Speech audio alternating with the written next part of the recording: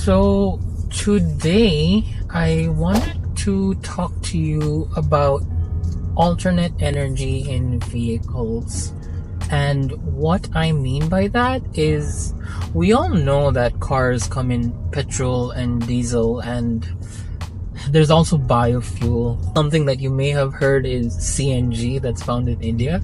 And they all work with the same concept. You fuel up the car, and a combustible engine will use that fuel, create power, and spin the wheels. But we're at an age where there's also hybrid technology and also pure EV technology. And so I just wanted to also go a bit into what those alternate technologies are and how they help. And the thing about, first of all, let's start with, we have petrol diesel cars, ICE engines as what they're called, in one side, and in the middle we have hybrids and fully electric vehicles on the other side of the spectrum. Hybrids are actually quite advanced nowadays. There's usually some sort of electric motor and battery in the car that comes coupled with the petrol motor or diesel motor, and that basically assists to give better power, like more smoother power. You know how there's like gaps in power when you like shift a gear, or if you're in an automatic gear, there just is a bit of a lag. Yeah, the electric motor comes in at that time to basically give a smoother delivery of power in these hybrids.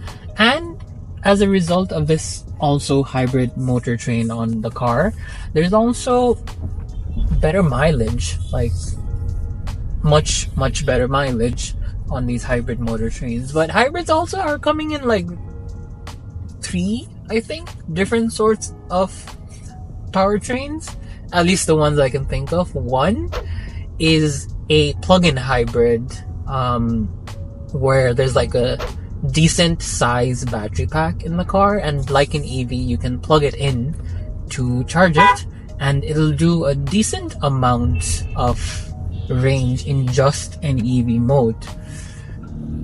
And then on top of that you have non-plug-in hybrids, which means there is a battery pack in the car, but there is no need to plug in your car. You can just drive without having to worry. And how that works is there's a much smaller battery somewhere located in the car, not as big of a battery. And with the non-plug-in hybrids, the thing is you don't have to worry about charging the car, plugging the car. It'll just work.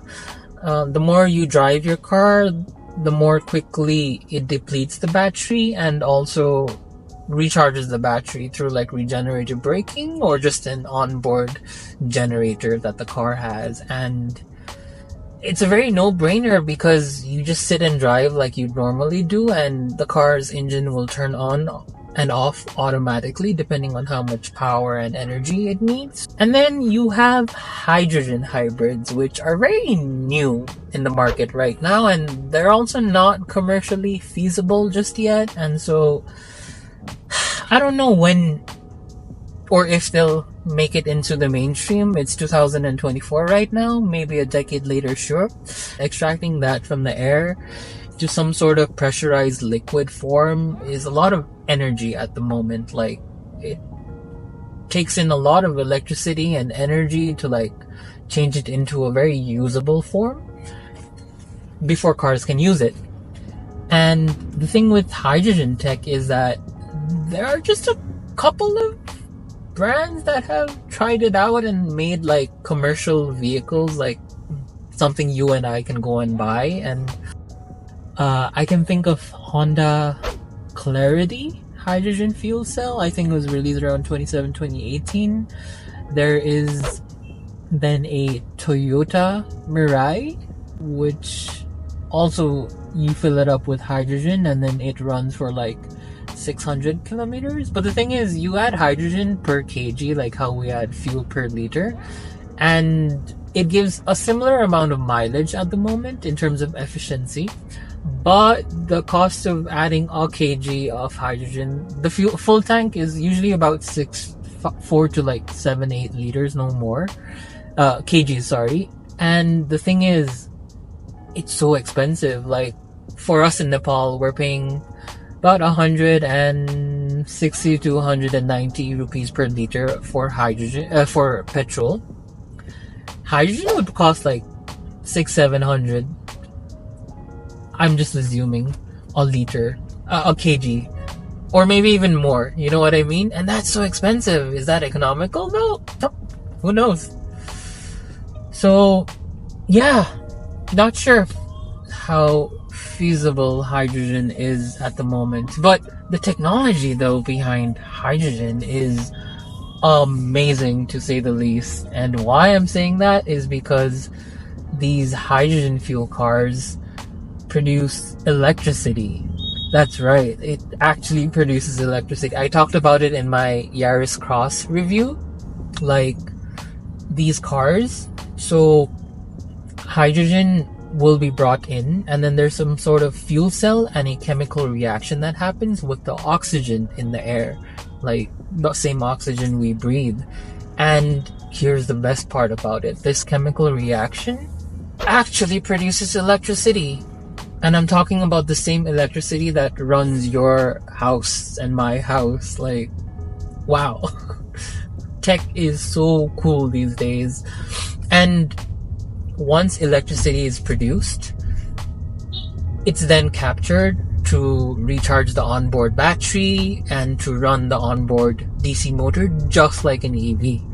And here's the funniest thing about hydrogen fuel cells: there is a byproduct.